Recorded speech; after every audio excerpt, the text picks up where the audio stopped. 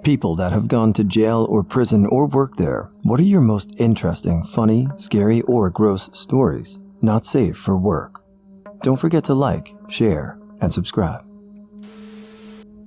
I was a college instructor teaching in state prisons for several years. At first, I was a bit anxious about being in that environment. After all, I was in a room with about 24 convicted murderers, rapists, child molesters, and drug dealers. It wasn't exactly a welcoming place. But after about a month, I realized that I had nothing to worry about. I was surprised to find that these guys were willing to put themselves in harm's way to protect the teachers. I had just started my lecture one day when a lockdown was called. Our room was locked from the outside, and we could not move until it was over. We heard, coming from upstairs, what sounded like a riot breaking out. "Teach, get in the corner," one of my guys said, practically pulling me off my feet and pushing me into the corner furthest from the classroom door. The guy then proceeded, without saying a word to each other, to pile all of the classroom desks in front of the door and stand between me and said desks. They were creating a barrier to keep me safe. It turns out that the riot we heard was not as big as we feared, so the lockdown only lasted about an hour. Afterward, once we got the okay and the room was put back in order, I asked the guys why they did what they did. "Some motherfucker hurts you," one of the guys said. "All the teachers will leave. We don't want to lose our education because some assholes can't control themselves." I've worked in prison for some time in medical. What surprised me more than anything else is how many inmates have serious mental illnesses and below normal IQ. Like, no matter how bad and common you may think it is, it's really bad and even more common. A lot of them don't even belong in prison. They definitely shouldn't be out on the street, but they and society would benefit a lot more from keeping them in an environment where they can get real treatment. Prison makes them so much worse. I'll tell you a story. One time, one such inmate was having a fit and asking to speak to someone from behavioral health. Well, it was a night shift, and we didn't have any BH professionals on duty at the time, so I agreed to go talk to him. He was black male in his 30s, past violent offender. It turned out that he was angry because he had gotten moved from one cell to another, and his radio had gotten damaged, and some of his stuff was missing. He was frustrated, and didn't feel like he was getting an explanation. The inmate thought it was because everyone hated his music. "They always be complaining about my music, and that's why they broke my radio," he said. And to emphasize the point, he turned the radio on full blast with one of Duran Duran's songs playing. When he turned it off after a few seconds, I remarked, "Well, I think that's outrageous. Who would have a problem with Duran Duran?" That got him. "You like Duran Duran?" "Oh yeah. My sister was their biggest fan in the 80s, played them all the time," which means I was listening too. The inmate's mood changed, and he showed me his property form that had everything and asked me to verify that the radio was recorded as undamaged on the form. As I looked at it, I noticed that he had a box of crayons listed among his property. I asked him what sorts of things he draws in colors. The inmate pulled out a folder containing some blank coloring pages that he had of various things. I saw one picture of an owl and mentioned that I like owls. He told me he'd color it for me. "I'll tell you what then, if you will promise to color that owl for me, I will come back tomorrow and visit you to see how you're doing. Deal?" He agreed to it. The next day, I showed up, and the guy was absolutely jubilant. The owl was perfectly colored, and he insisted that I take it. He couldn't stop talking about it either, and he remarked somewhere in the middle, "All my life my folks told me not to trust white people, but you did what you said you would." It was such a small damn thing, and it mattered to this man to the point that it made him question the negativity that may have led him to the hard place he found himself in. I will never forget how happy he was right then. For my part, I still have that owl picture hanging on my refrigerator.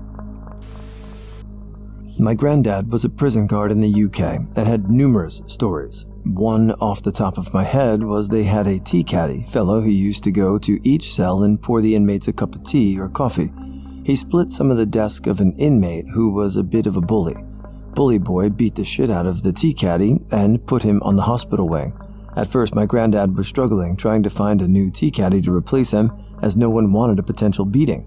One guy volunteered, and his first trip was straight to the bully's cell. He emptied the urn all over his bed, and when the bully tried to attack him, he put him in the infirmary for weeks. I don't believe he ever tried to throw his weight around again after that. I was in jail for only a few days and was in a pod with about 30 other women. On my first day, a fellow inmate announced that it was time for arts and crafts and taught the new girls how to make homemade tampons. Not very sanitary, but man was it entertaining. The things they came up with to pass the time, very creative. Honestly, not many dull moments, just shitty food and unsanitary living conditions. It was only one day, part of a succession of very short internships to show us various places where psychologists work. Well, the day in the prison, there's a low security guys with an ambiance basically like a kindergarten. Most of them seem to be there due to mental issues or violence. Then there's the medium security guys, actually more serious, but we didn't stay around them a lot. They apparently are mostly short-term prisoners who are there for mostly non-physical crimes like scams, fraud, etc. Then, there's the high security guys, the aisle actually looking like it's from an American show. Some big angry dudes slamming the hell out of the gates. Then you see 5 guys in a corner with laptops. What are they doing there? I ask. Oh, they play League of Legends. They sit there because it's where the Wi-Fi is best. My dad used to work at the Spring Hill Penitentiary in Nova Scotia. He worked in a unit that was using an experimental approach to rehabilitation called a living unit, where the guards wore street clothes and the cells weren't locked. One night, he was doing his rounds and he heard a noise in a cell. When he shone his light in the cell, there were 2 guys having an anal adventure. He looked at them and said, "What are you doing?" The guy on the bottom looked up and said, "Minimum of 5 for armed robbery." Ah yes, the "look at my balls" story. This little old dude who laid on his bunk all day, blanket pulled up to his nose, looking around, scared as hell. I think he only got up to use the toilet when the rest of the tank was sleeping, because for a solid week, I never saw him leave that bed. Cleaning day came and folks were pulling their sheets for laundry. I was wiping down surfaces and I got to old dude's bunk. "Hey, I need you to get off your bed a sec so I can finish cleaning." No, I can't clean." Very high-pitched, scared voice. "You don't need to, I'll do it. You just gotta climb down off your bunk for a quick second." Dude's eyes are popping out of his head as he climbs down the bunk ladder, like he's expecting to be raped and shanked at any moment. I roll up his mattress and try to hand it to him. "No, I can't." "Here, dude, just hold it a sec." No. Guy is terrified now, nearly wailing. I can't. Look at my balls." He drops his pants, and I get to witness the absolute worst inguinal hernia I have ever seen in my life, in person, textbook, or internet. For those who don't know, an inguinal hernia is where a hole or tear occurs in the lower abdominal wall in the groin area. In severe cases, intestines can push through that hole and cause a bump under the skin. With this guy, the hernia was right below his junk, and the intestines had pushed out into his scrotum, giving him a distended ballsack the size of a grapefruit full of his own twisted gut ropes. Must have been unbelievably painful and disruptive to his GI tract. No wonder he looked scared shitless, couldn't move, and certainly couldn't hold a bedroll. Moral of the story is, next time you want to get out of doing chores, look at my balls. 6 months county jail. I never went to the big leagues. Every other arrest was Maine, overnights, weekends, and another very short county stint. Anyways, I was on kitchen duty, and they have outside employees as well working in the kitchen. Every single utensil hung on a board in locked cabinets. They were huge, and there were 3 of them. We cleaned up after each meal, and every single utensil had to be put away, and then the COs checked to make sure there were no missing spaces. Then, we went back to the dorms. Big rooms filled with bunks that held like 40. After dinner, there was a potato peeler missing. The guards make us look for it. We go through trash everywhere, and it doesn't show up. They say we can't go back until it's found. So once again, we look, and they have us looking behind everything and looking in places that you would have to hide or throw something into to get it there. Still find nothing. Now they're pissed. They say that there will be no repercussions if whoever has it will just drop it. The CEOs even walk away to give the person a chance to drop it. Still nothing. And at this point, guys are pissed and saying whoever has it to drop it so we can all go. The guards are heated and are threatening everyone now. Finally, at like 1 a.m., they let us go back to the dorms with the promise that we are all accountable when it shows up. Next day, it's like nothing happened. Turned out a lady who worked there had accidentally taken it with her back to their locker room and didn't realize it. She was fired. I work on a criminal forensic unit in the psych hospital. Most gross story I have is a guy who smuggled in a razor blade and managed to cut himself. Deep cuts, could see the bone and tendons. I remember holding his arm closed so the bleeding would slow. The guy ended up dying on the ward. The smell of iron in the air stayed for the next 2 days. Fucking visible memories, man.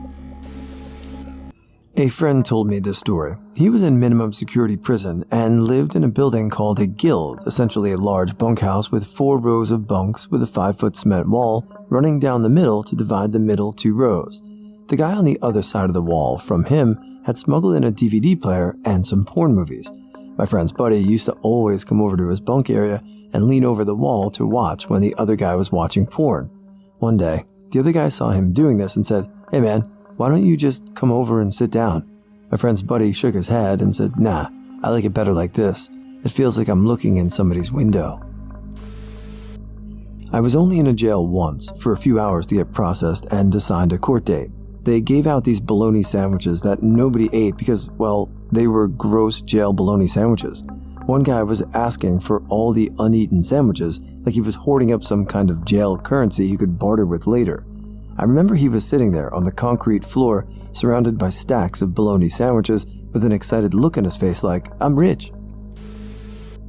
My time to shine. In my younger days, I may or may not have spent some time in county jail. Time served, never actually went to prison. Now, this county jail was severely over capacity, so much so that the mess area was used as overflow, and about 40 of us had to sleep on bunk beds they plopped down in the middle of this big room. Unfortunately, this area had no toilets of its own, so they left one cell open and unoccupied for a toilet for all of us. Bad jail food, 40 dudes, 1 toilet. Not a movie anyone wants to see. Well, I dropped approximately 1/5 of my body weight in that poor toilet in one extremely dense log. This, much to the chagrin of the guys on the bottom floor cells, caused all of their toilets to back up somehow, flooding their cells with shit water. The guards made us wait outside in the exercise area while plumbers came in. This all happened at like 11:30 at night, in January. No one knows it was me that clogged it all up, which is probably a good thing. TL, DR, got poop water all over a bunch of literal felons. Late to the party, but here's a fun one. Guy was in a secure visit with his pregnant girlfriend. For those who don't know, a secure visit is the one with the glass between the prisoner and visitor, and they have to use telephones to talk to each other. Anyways, the guy had a short sentence and was getting out soon. As they're getting close to finishing up the visit, the girlfriend, who's been secretly masturbating, pulls down her pants and underwear and squirts all over the glass between her and her boyfriend. A prisoner from the biohazard cleanup team had to be called in to clean it up. She was banned from visiting, but no charges were filed. Right after I was born, my mom took a job as a correctional officer at an all-male prison or jail, can't remember, in our small town in Missouri. One day, one of the inmates whispered to her that the spiders in his stomach were telling him to eat her. There was a shakedown and one of the pods and a couple of stewards were sent to D-pod for contraband.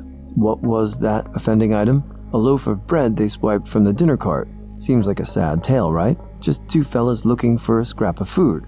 Well, it sure as hell wasn't for snacking on. The 2 had smushed a hole in the end of the loaf. I cannot say for certain what brand of bread, but I like to think they named her Sarah Lee. I've been out of prison for a decade as of July 5th, 2021. Once was enough for me, even if it took 5 years to realize it. I was young, barely 18, and ended up on one of the gladiator camps in Texas, the Roach unit. From there, I ended up in administrative segregation on the All Red unit for close to 3 years, until I discharged my entire sentence, a riot against the guards. Seg is nuts. On a best case scenario, you spend 23 hours a day completely alone and an hour in a small cage that is open to the sky. That rarely happens because staying out of trouble with the guards is hard. Realistically, you just spend 24 hours a day alone for years on end. The craziest thing I saw in my time in segregation, the guards are often corrupt and malicious. With the rate of illegal contraband alone, you can't really argue it. One of the sergeants decided not to feed 2 black guys. At first he skipped them for a meal, then a full day. Both of these guys had life sentences, one for a robbery that led to someone dying, one for murdering his children. They were all out of fucks. They coordinated with the rest of the people on our run. Each run had 14 cells, 7 below, 7 on the second floor, to make noise all night. So, we all pounded on our doors, yelled, whatever, basically all night. The guards can't really do much to stop something like that other than yell. While we all made noise, these two guys jumped on the steel tables, bolted to the walls till they busted off. Then, they used the tables to hammer on their door frames at the bottom, breaking them off the tracks. Nobody noticed because, again, the guards basically just ignore your existence back there. So, lunchtime comes. The sergeant shows up with 2 COs. An inmate on the second floor called them to his cell door. While they talked to him, the other 2 guys pushed their doors open. The sergeant saw them coming up the stairs and must have realized how close to dying he was, because he jumped over these 2 guys and tumbled down the stairs and ran out of the run and slammed the door shut. He locked his 2 men in with these guys and it went bad. The guards didn't die since they weren't who they were after, but they got fucked up bad. Eventually, the teams showed up and shot so many grenades into our run that the nurses couldn't come into for 2 weeks from the residue. The sergeant got fired for abandoning his guys, the 2 guys got beat half to death, and the rest of us choked on tear gas for 2 weeks. I also met SPM a couple of times on Allred, but that's a story for another day. Had a cell to myself till a big group came in, all arrested at the same time. Big Dog told me I was sitting on his bunk. I politely told him I just wrecked a car I loved, my head went through the windshield, and I had the worst headache ever. In short, was having a bad night. So, we'd share and both sit up on the bed, or we could fight over it, and his night was about to get as bad as mine was. His call. He laughed. His boys laughed. As when breakfast trays were passed out, they realized I couldn't eat dry food because my bottom teeth went through my bottom lip in the wreck. So, next thing I hear after giving up my box of cereal was the same kid yelling down to the other holding cells to his buddies to toss down any milk or OJ they weren't drinking. My man here can't chew. I got arrested for DUI when I was young. They gave my passenger a ride to the station. While waiting for his ride, he asked to use the restroom. They took him to a cell and left him. They set a court date for him, and when he showed up, the judge had no idea why he was there.